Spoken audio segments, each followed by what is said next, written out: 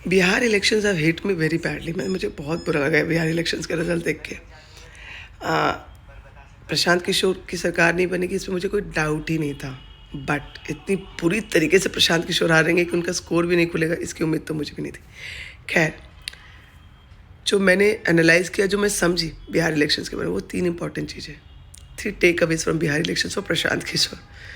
Number 1, Prashant Kishor को ये लगा कि भाई मैं तो 3 साल गली गली घूमा, तो मैंने तो लोगों को समझा दिया, अवेयर कर दिया। आपकी 3 साल can not be equivalent to their 100 years of conditioning. 100 साल से जो उनकी समझ है, आप वो 3 साल में तो पहले बदल नहीं सकते। नंबर 1, तो आपको ऐसा लगा कि 3 साल में वो बदल जाएगा, वो नहीं बदलेगा।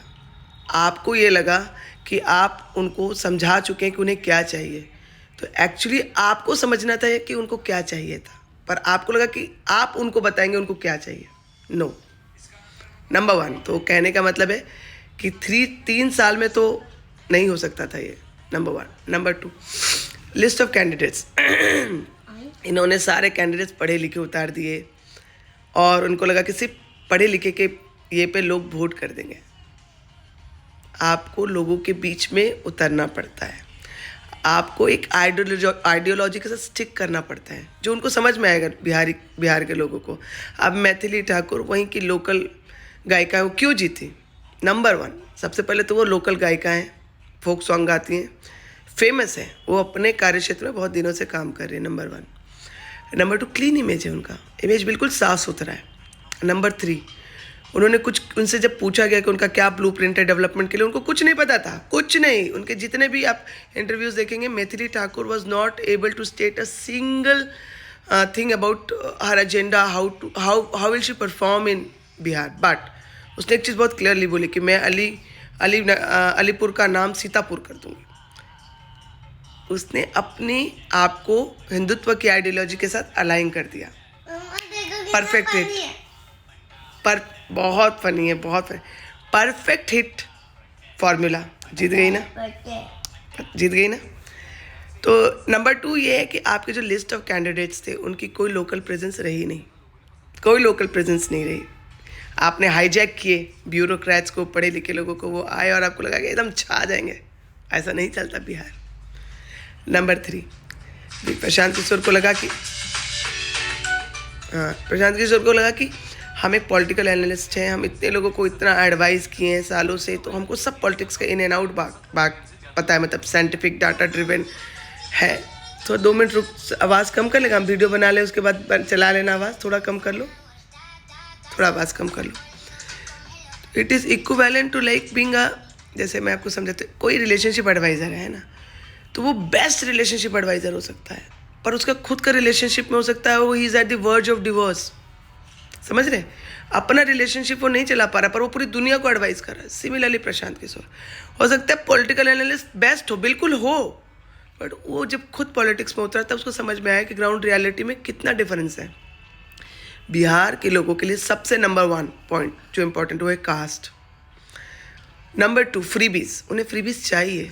नंबर 3, पलायन was never an issue for them. उनको कोई बुरा नहीं लगता कि वो दूसरे शहरों में जाके लेबर का काम करते हैं, they take pride in that.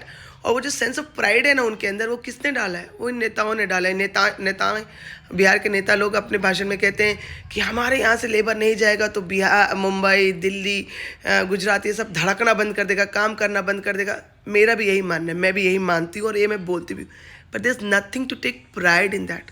इसमें कोई गर्व की बात नहीं है, जो लोग, ये गर्व नहीं है, बट बिहारियों के अंदर इसको एज अ प्राइड इंस्टिल कर दिया गया है कि अरे तुम्हारे से चल रहा है दिल्ली, तुमसे चल रहा है बम्बई, तो उसको प्राइड लेते हैं। उनके लिए बहुत बड़ा इशू नहीं है, उनको चाहिए कि हमको राशन मिल जाए। अब देखो सबसे बेस्ट पार्ट क्या किया, सबसे पहले तो उनको फ्री राशन दे दिया।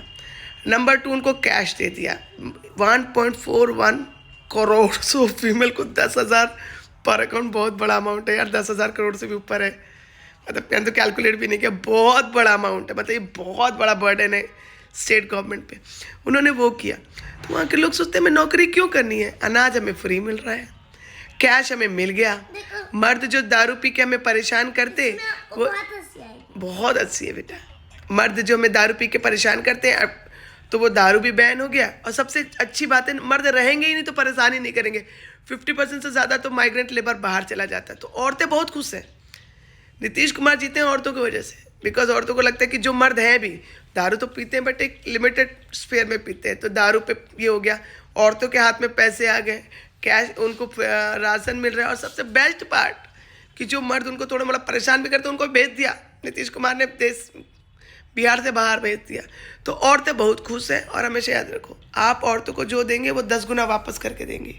औरतों के लिए नीतीश बाबू ने सोचा और औरतों ने नीतीश बाबू को जिता दिया।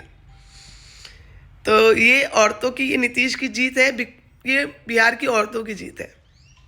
और अगर प्रशांत किशोर को जीतना है तो कम से कम इस बिहार सिस्टम में कम से कम नेक्स्ट 10 से 15 साल ऐसे ही काम